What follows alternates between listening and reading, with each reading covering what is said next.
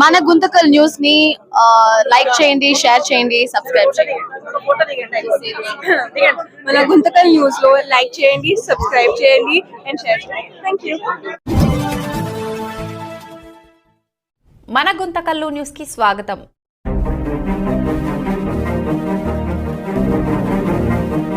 ఆలోచనతో మనందరికి మంచి చేసే ఉద్దేశంతోనే చేస్తారు. ఈరోజు చాలా మంది అనుకోవచ్చు, ఇంకా 3 ఏళ్ల సమయం ఉంది, వీళ్ళకేం పొద్దుపోక ఏవో మీటింగులు పెట్టుకుంటున్నారని చెప్పేసి చాలా హేళనగా చాలా మంది మాట్లాడుకోవచ్చు.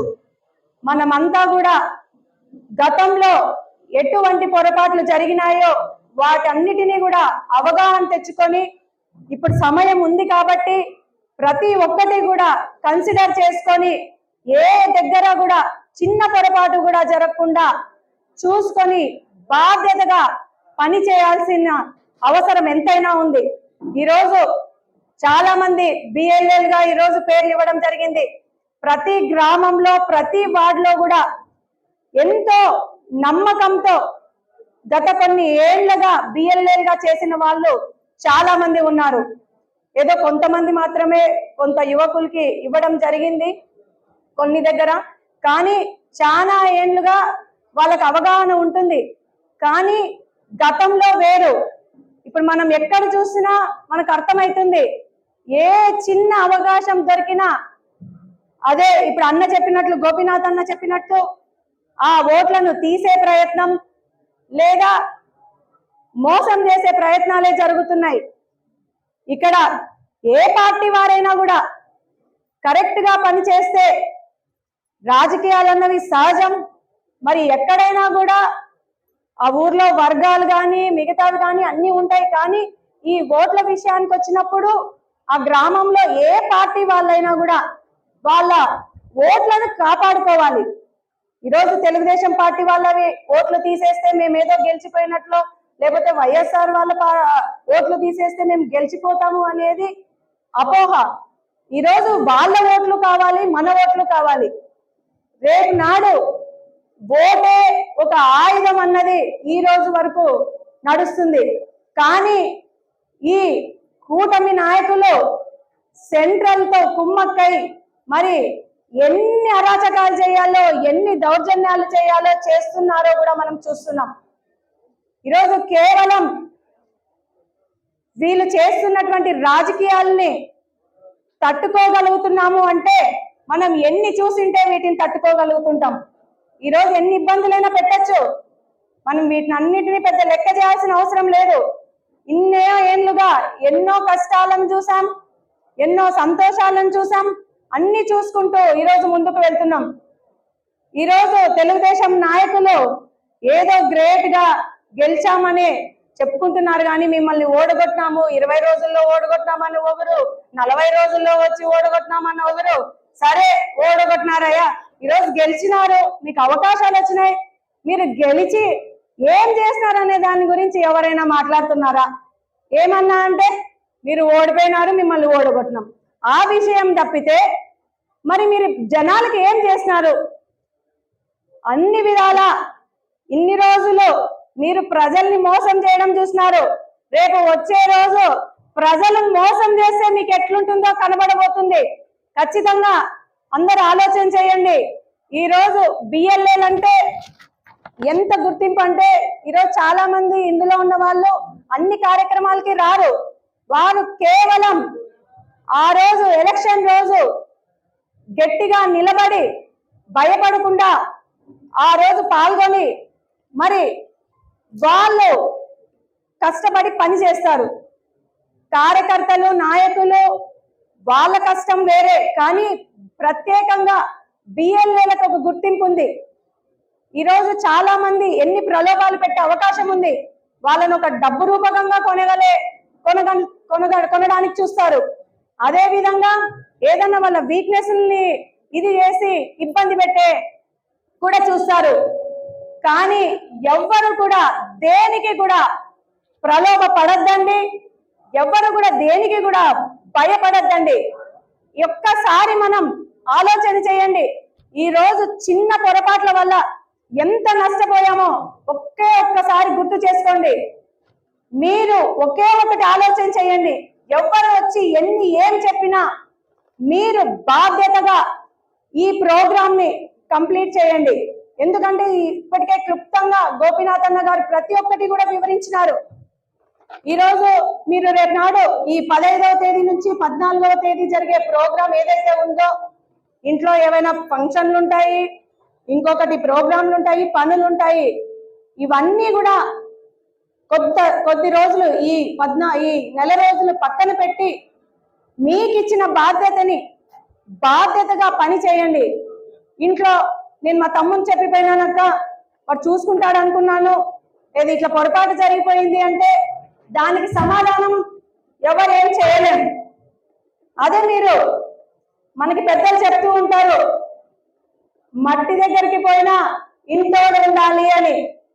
కాబట్టి ఏ పని చేసినా మనమే దగ్గరుండి దాన్ని చేసుకుంటే మనకి అవగాహన వస్తుంది, మనకి ఏమి అనేది ఆ పరిస్థితి అనేది తెలుస్తుంది. అక్కడ ఏమన్నా పొరపాట్లు జరిగినా కూడా మనం దాన్ని సరిదిద్దుకునే అవకాశము ఉంటుంది. కాబట్టి ఎవ్వరు కూడా నెగ్లెక్ట్ చేయొద్దండి. ఈ రోజు వాళ్ళకి ఏదో పొద్దుపోక అక్కడి నుంచి ఇక్కడికి వచ్చి ఈ విషయాలు చెప్పాల్సిన అవసరం లేదు. ఇది మన కుటుంబం. నెక్స్ట్ మళ్ళా జగనన్న సీఎం కావాలి.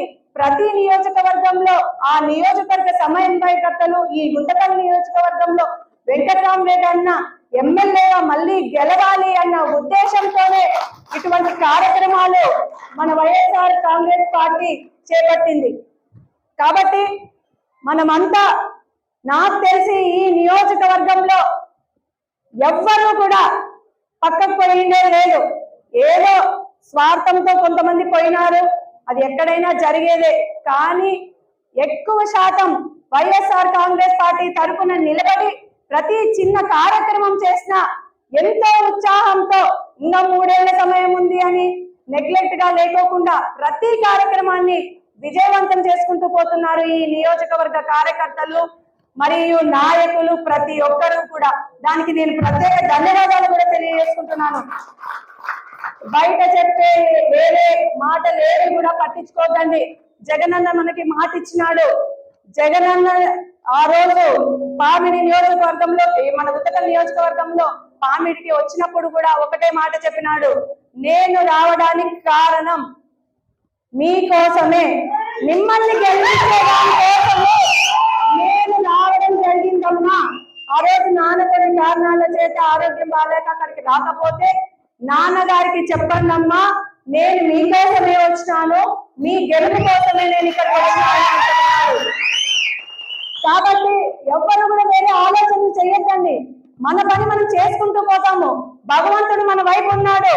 ఎవ్వరికి ఏమీ కష్టం రాకోకుండా గతంలో అధికారంలో ఉన్నా లేకున్నా ఏ విధంగా అయితే నాన్నగారు గాని మేము గాని పని చేస్తూ వచ్చినామో, రాబో రోజుల్లో మిమ్మల్ని ఇంకా ఎక్కువ గుండెల్లో పెట్టుకొని చూసుకుంటామని చెప్పి కూడా ఈ సందర్భంగా తెలియజేస్తున్నాను. అందరిలాగా మాటలు చెప్పి ఈ రోజు పబ్బం గడుపుకొని మోసం చేస్తే వచ్చేది ఏమీ లేదు.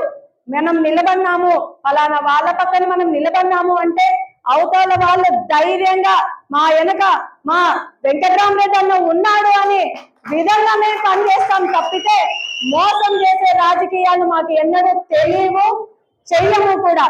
మేమున్నంత వరకు బాధ్యతగా మిమ్మల్ని అందరినీ కాపాడుకుంటాము.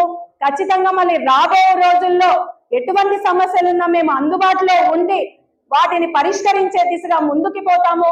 కాబట్టి మీరు వీటన్నిటిని దృష్టిలో పెట్టుకోండి. ముఖ్యంగా బిఎల్ఏలకి నేను ఒకటే చెప్తున్నాను, ఏ విషయమైనా తెలియదు అనే మాట మీ నుంచి రాకూడదు. ఎక్కువ సమయం ఏం పట్టదు. అన్న ఎంత క్లుప్తంగా ఇప్పుడు వివరించినవి.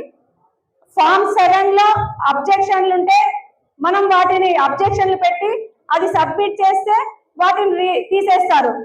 అదే విధంగా మనవి ఎవరైనా అబ్జెక్షన్ పెట్టి తీసేస్తుంటే వాటిని క్వశ్చన్ చేసి దానికి కారణాలు ఎందుకు తీసేస్తున్నారు అని వాళ్ళని క్వశ్చన్ చేసి మీరు తీసేయడానికి ఏం కారణం ఉందో చూపియండి అని గట్టిగా అడగండి. మన దగ్గర ఉన్న ప్రూఫ్లను వాళ్ళకి సబ్మిట్ చేయండి. అలా ఏ ఒక్క ఓటు కూడా మనది పోకూడదు. మనం వింటూ ఉంటాం, 100 మంది దొంగలు తప్పించుకున్నా పర్వాలేదు, ఒక నిజాయితీ పరునికి శిక్ష పడకూడదు అని ఏ విధంగా అయితే చెప్తారో ఆ విధంగా మన ఓటరు ఒక్కరు కూడా మిస్ కాకుండా చూసుకునే బాధ్యత మీది. ఈరోజు ఎవరున్నా కూడా వాళ్ళు బాధ్యతగా పని చేస్తే ఆ రిజల్ట్ అనేది ఈ రోజు కనబడదు. ఆ రిజల్ట్ అనేది 29లో ఎలక్షన్లలో ఆ రిజల్ట్ అనేది మనది కనబడాలి. కాబట్టి ఇప్పటికే సమయం చాలా అయిపోయింది.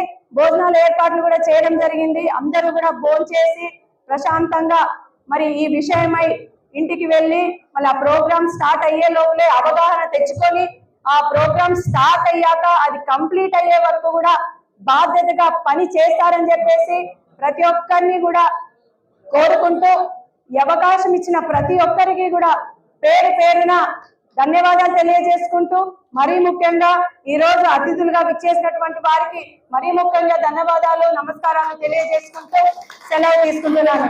జై జగన్.